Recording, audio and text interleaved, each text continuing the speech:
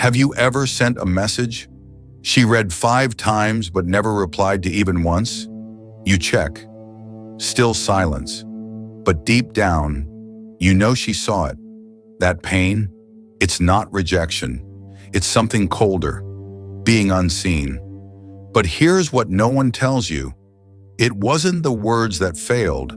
It was the energy behind them that didn't carry enough weight. Most messages try to sound right. Very few actually feel right. Today, we don't fix your sentences. We fix your presence. Because the ones she never forgets aren't the ones who say the most, but the ones who echo quietly in the back of her mind. And what makes them unforgettable are 3 secrets she'll never say out loud, but always feels in silence. Secret 1, the message that feels like a mirror. There's a kind of message that doesn't need exclamation points.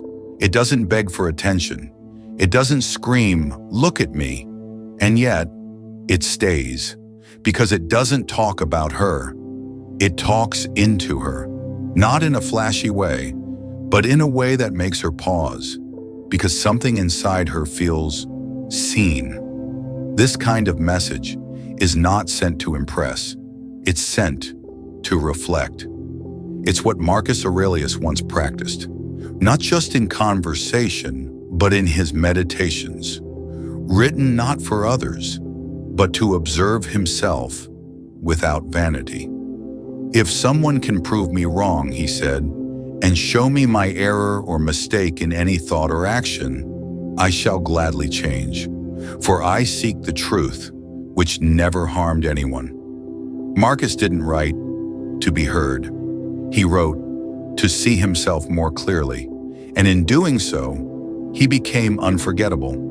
Most men send texts that aim outward, trying to say the right thing. The rare man sends one that reflects inward and allows her to see something about herself. Imagine a woman receives a message like this. You ever feel like your mind is louder than the room you're in? I saw someone today, calm on the outside, but her eyes were carrying conversations no one else could hear. For some reason, it reminded me of you. That's not a compliment. That's a mirror. She doesn't just read it, she feels it, because it's not telling her who she is. It's showing her something she thought only she noticed.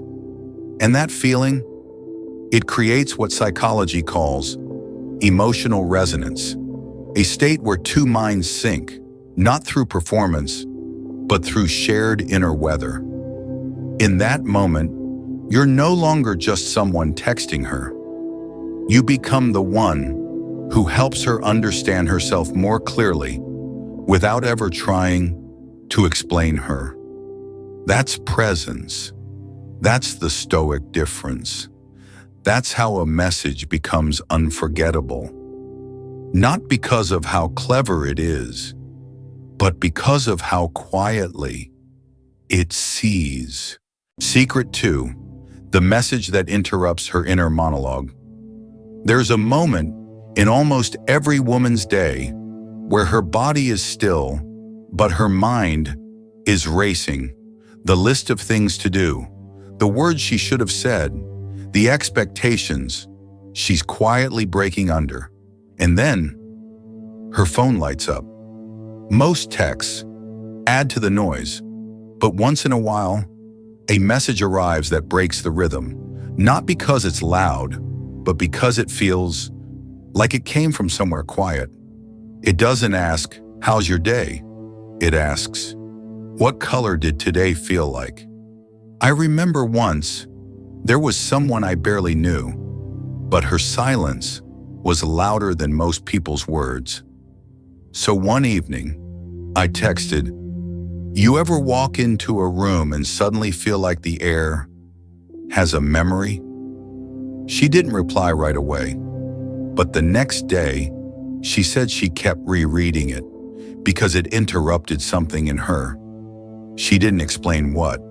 and I didn't ask. Some messages don't invite answers. They invite stillness. Psychologists call it pattern interruption. It's the reason we stop at a painting with strange colors. It's why a stranger's glance lingers. It's why the quietest text is sometimes the one we remember.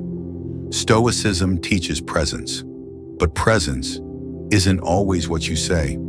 Sometimes it's what your words make her stop and feel. The world is loud.